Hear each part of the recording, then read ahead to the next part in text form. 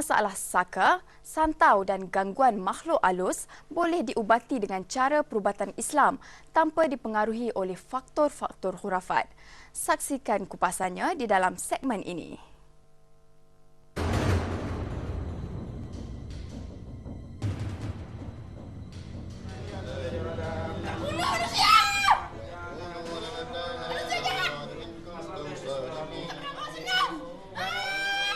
Syaitan memberikan janji dan membangkitkan angan-angan kosong kepada manusia. Walhal syaitan itu tidak menjanjikan kepada mereka selain daripada tipu daya belaka.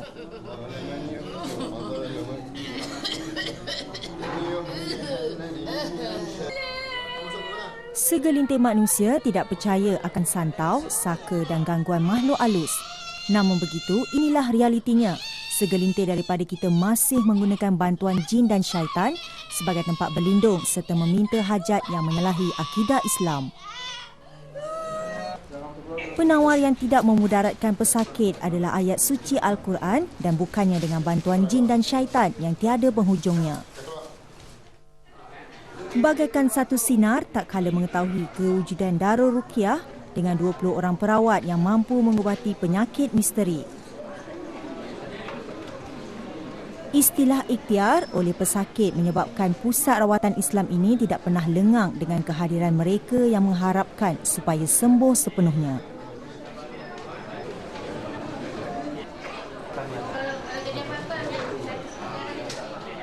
Pusat ini hanya memegang satu prinsip iaitu ikhlas merawat pesakit, tidak mengira latar belakang, keturunan dan semua makhluk Allah termasuk mereka yang bukan beragama Islam.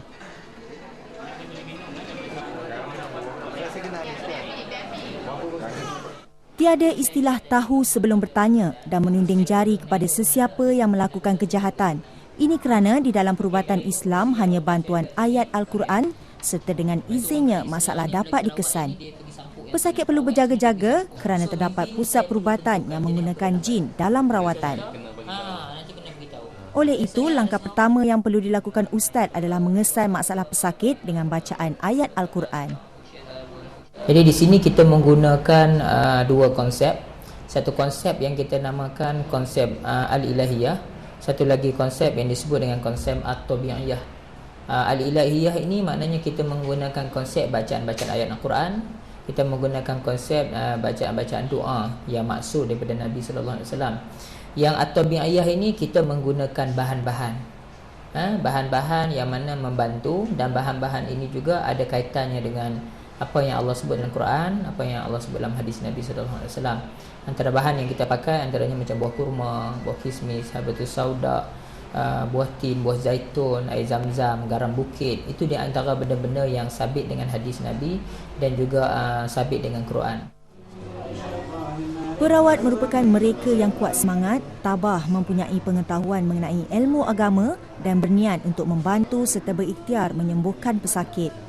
Pusat rawatan Islam Darul Ruqyah ini mula beroperasi pada tahun 2004 dengan mengetengahkan rawatan jampi pada setiap hari Jumaat dan Sabtu bertempat di Sunway Batu Cave.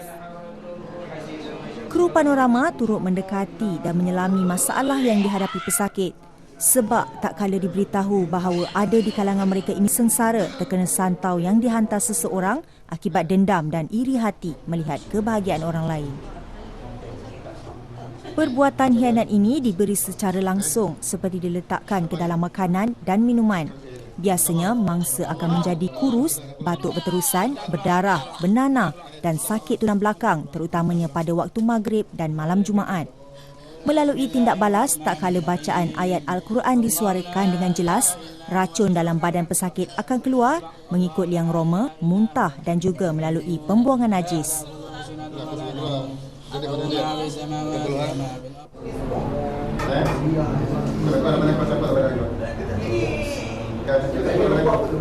Perawatan jampi akan dilakukan kepada pesakit di mana ustaz akan membaca ayat suci Al-Quran dan kemudian menyentuh di tempat-tempat tertentu seperti di bahagian kepala, di belakang dan juga tapak kaki, dan kemudian barulah pesakit akan bertindak balas.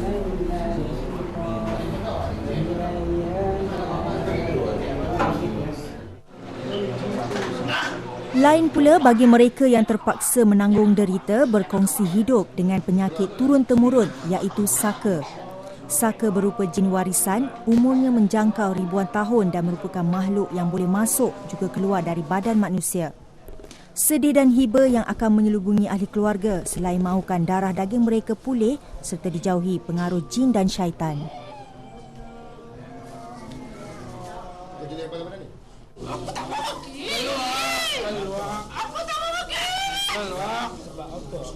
Kelebihan jin yang Allah anugerahkan dapat mempengaruhi manusia seperti masuk melalui pembuluh darah, mendominasi pemikiran, halusinasi dengan berbisik, membuat seseorang bersifat aneh dan berkelakuan ganjil pada pemikiran orang normal.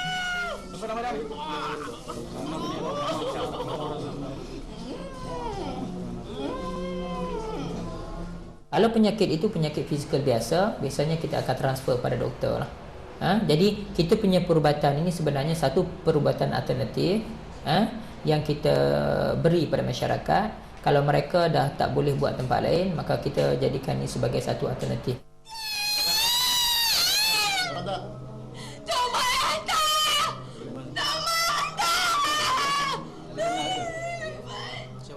Perawat hanya berusaha memberi kesan sakit kepada makhluk yang menumpang di dalam badan dan membekalkan ubat-ubatan untuk rawatan susulan.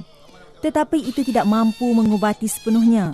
Ini kerana pesakit itu sendiri perlu melangkah ke jalan yang penuh keimanan di mana mereka perlu mengamalkan ayat-ayat Al-Quran yang diberi ustaz dan menjalani kehidupan yang sihat serta sentiasa mendekatkan diri kepada Allah.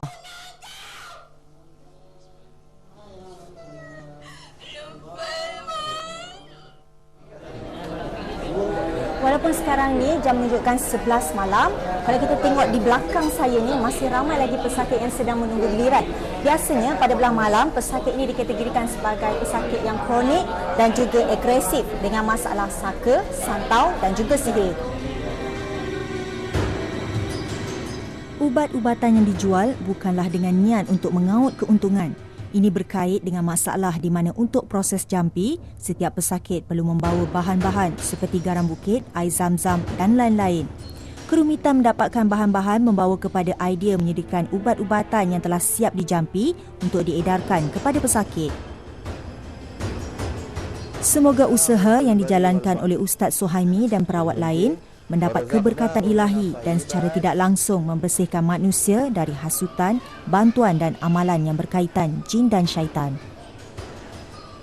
Realitinya, penawar kepada penyakit misteri adalah ayat suci Al-Quran dan sesungguhnya Allah Subhanahu Wa Taala merupakan kuasa agung yang tiada tandingannya.